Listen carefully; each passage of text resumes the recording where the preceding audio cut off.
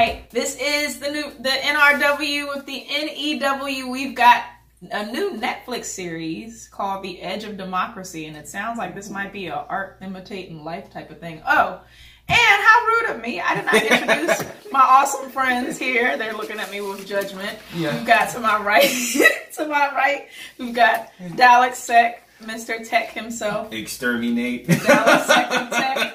And then to my left, we've got Louie. It's so special. Yes. So I guess we should get right into it. This is my first time hearing of this, so yeah, real time trailer react. I didn't realize democracy Brazilian had edge. democracy and I was are well almost the same age. I thought that in our 30s we would both be standing on solid ground. Well, you are.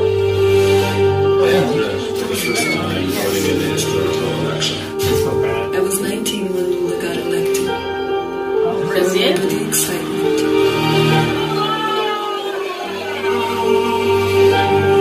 It felt like a huge step in our democratic path.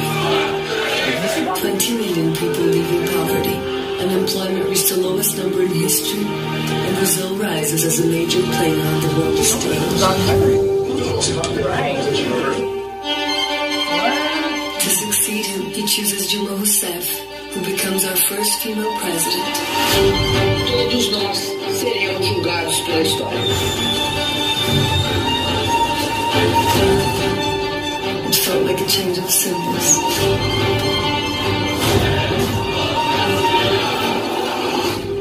But something in our social fabric started to change. The country divided into two parts. And this wall, it ripped us apart. The party soon caught in a corruption scandal, the greatest investigation in the country's history. O que vão pensar de nós?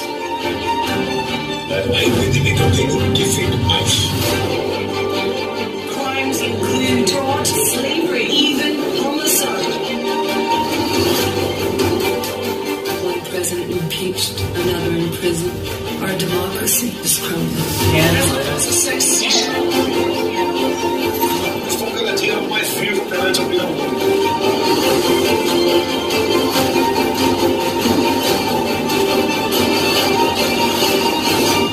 I fear our democracy was nothing but a short-lived dream. Propaganda? Whoa. Yeah. So, are you familiar with this? I am not. I'm actually, which is sad because I have a minor in Latin American studies, but I'm very privy to just the overarching economic struggles of Latin America in general and how there has been, not even only in Brazil, but like Colombia, there have been all these like coups, and they say that the American government is a part of them, where it's like anytime someone is put in a position of power where it's a conflict of interest with American interests, there's oftentimes, propaganda and these campaigns that are created to discredit and rescind the I guess powers that be, to prevent like poor people from getting their rights and to prevent more dependency on the superpowers. Like for instance, there's like a limited number of cash crops that a lot of these countries can have so that they can maintain dependency on the states and on other countries that like pretty much tell them what to do and how to govern themselves. So it's a very interesting take because it seems like on one end you have people who are saying that, this is all propaganda against these people. And then, are these things true? Like, what is going on here? And it seems like it's very recent too, because they had got Trump, B-Rock in there. They had somebody wearing a Trump mask too. Right. So the thing is that I do, because going back in the history, you think about like Iraq and when we went in there and trying to put democracy into Iraq. Basically, what ends up happening is obviously the people of Iraq want to basically revolt and push against it. So like it looks like this is like evidence of that happening here as well. I'm not familiar with this story. Well, I don't think it's necessarily that the people of Brazil are like anti-democracy. I think it's more so that typically you have like these installments where basically like the superpowers like handpick who gets elected. And a lot of times the elections are rigged and you never really get a president of the people, so to speak. Well, I'm not saying against them being against democracy. I'm basically going towards that. It's like whatever the information that they know that we don't know, it's, you know, they're like, this person's shady because they might be in cahoots with XYZ, so, you know. Yeah. And it seems like, at least on its face, that they were kind of heading toward more of like a socialist democracy. And it's like, what the hell is going on? I'm intrigued. What do you think, Louis? Politics aren't really my strong suit, you know, me being a gamer and all, but, you know, when those are not mutually exclusive. Well, we and have like comics, which is totally politically based. Well, we do have political issues, but when it comes to the main agenda of politics, I tend to stay away from that, and because we have a lot of stuff going on in our country. Fair enough. We have a great divide in our politics, the biggest divide that we've seen in probably the last 10 years.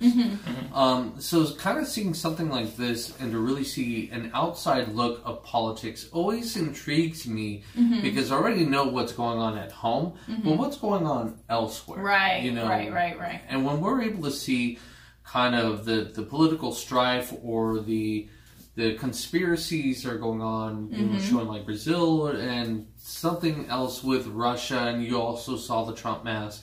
It really goes to show how much we as America impact other countries and how much we influence other countries as well. Try to shoehorn things in there. Yeah. Now, mind you, we see some of the chaos and some of the rioting that's going on. We have some of those same things that happen as well. So I'm not saying that we're a little bit more controlled in terms of that. Right. But we do have a lot of issues, and same with some other countries. I think we're tamer in regards to that, though. In regards to the rioting aspect. What do you mean?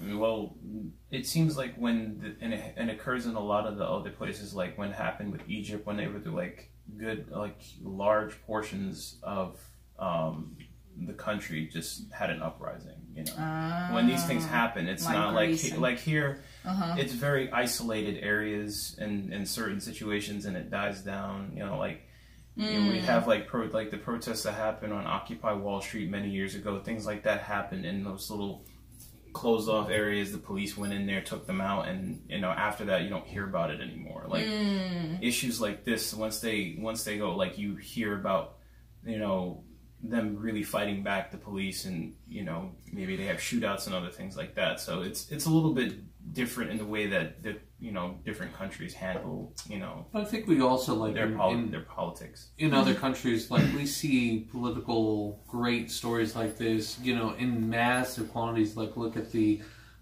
standing at Tiananmen Square, Tiananmen Square, where millions upon millions of people were involved in that. You know, we've had, you know, politics in Russia where millions of people were there rioting for days and days on, you know.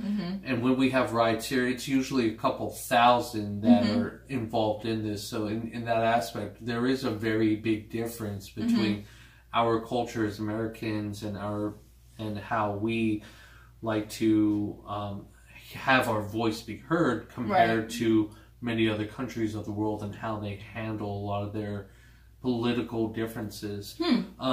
Looking at this trailer kind of focuses on that. Like I said, politics are really not my strongest suit. I like to look at the individual rather than the big picture. Looking at this, it does intrigue me, and I'm always intrigued to see what other things are happening in the world.